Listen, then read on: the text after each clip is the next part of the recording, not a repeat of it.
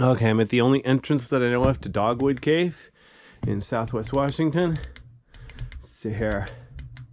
I just went through this cave once counterclockwise, and I'm going to go through once clockwise. It's a relatively easy cave considering the area.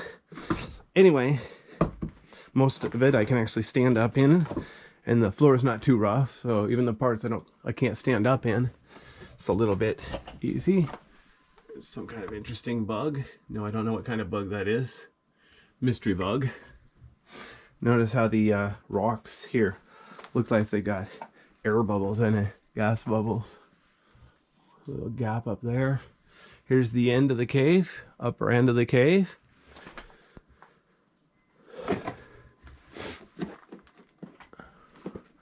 All right, so I'm going to keep to the left to go through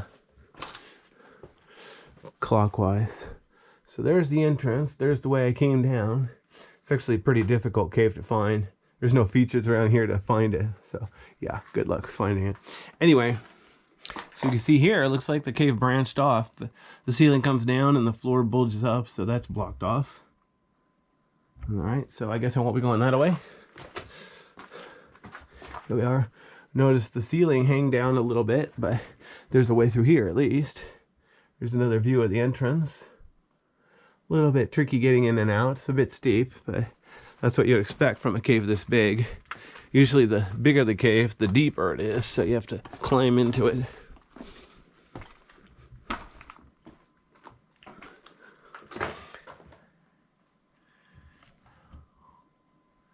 Kind of interesting rough ceiling here. Not too bad. A little bit of color to the walls here. See, the cave here is maybe 6.5 feet tall, maybe 15 feet wide. Looks like there's a way back there. I don't know if I'll check that out on the way back or not. And of course, here's the way out. This is the way I came in. It's cloudy outside, so the lighting is a little bit nicer at the entrance. Sometimes it's so sunny outside that it makes the lighting really harsh at the entrance. Kind of ruins the old night vision. All right. Interesting place for a rock. Whoops, I accidentally bumped a rock. I'm trying to be gentle and not touch anything. Easier said than done. I already went through here once. I didn't see any sign of bats, so I'm gonna go ahead and use my regular voice.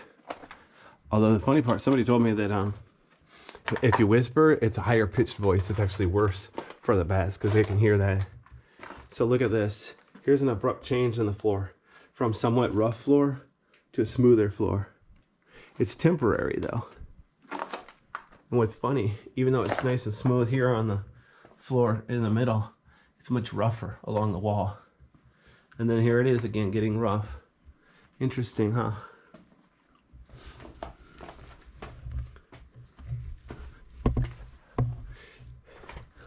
All right, looks like there's a dead end back there. So I'm not gonna bother to try to crawl back there. Very interesting. Go ahead and look around here. That's why I'm gonna keep going. Here the cave is maybe 20 feet wide, lots of room.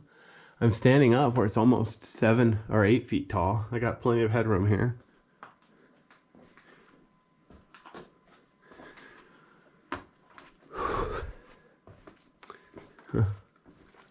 This would actually be a good cave to be in during an earthquake because there's like no loose rock. It's just the solid tube. So it'll be much safer than caves that have loose rock everywhere. Wow, look at this. Two things. So one, look how the floor is mostly flat, but it bulges up on each side. And then here in the middle, it bulges up for no apparent reason. Was there a pocket of high pressure vapor under here or what? And then let me go over here. Whoops, I accidentally pressed. Darn it, my gimbal is... I keep trying to press the button once, but it's acting like I pressed the button 3 times. It's like, dang it, come on. I'm trying to pan down, but it won't let me. Well, anyway, there's a hole down there. Okay, my gimbal's being annoying. All right, I'm gonna have to take off my backpack here so I can get through here.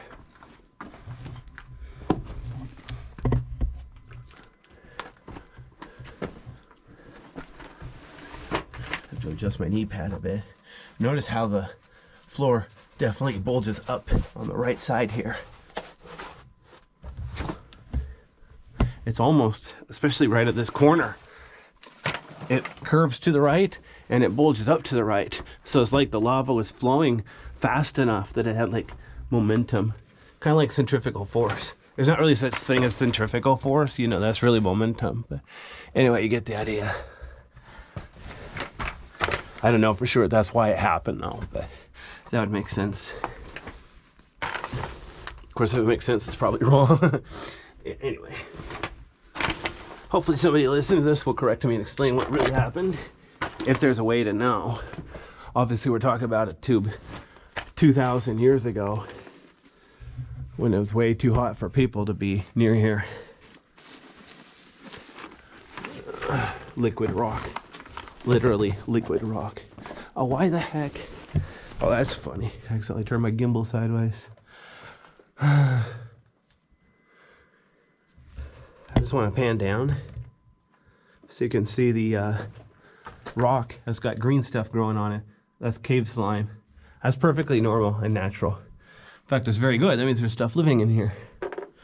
Oh, this is cool. There's like one little hole here, and there was like a drip stone a little below it. Wow.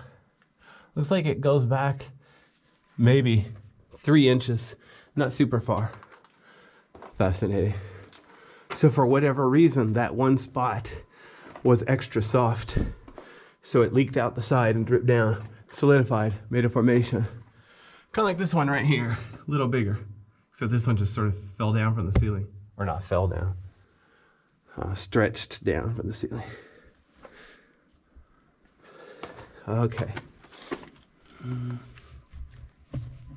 I didn't go through here yet, but I'm gonna go ahead and go through it this time.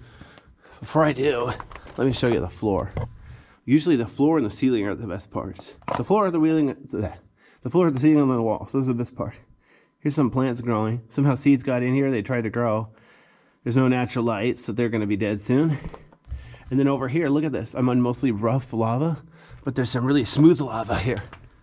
Like here, there, see that little house like a crater? That's called a lava rose. Same thing over here. There's like a little crater there, so I think that's lava rose. Over here, there's a couple round spots. So for whatever reason, this lava was a little bit extra smooth than the surrounding lava. I need to climb over it, but I'm gonna try not to touch it. I don't want to accidentally damage it. It's rock, but anything when it's thin enough is fragile, right? But look at this one here. That's kind of like a little lava rose too. Usually a real lava rose, it's got multiple concentric circles, so it looks cool. This one's simpler, so people might not even agree it's a lava rose, but it's a similar idea.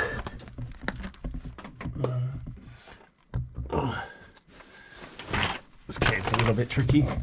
I'm trying to be gentle, trying to stick to the left. Oh, come on, there we go. I want to pan up just a bit so you can see all these plant roots growing from the ceiling. It's like an underground forest here. Okay, I'm gonna try to get through here without damaging anything.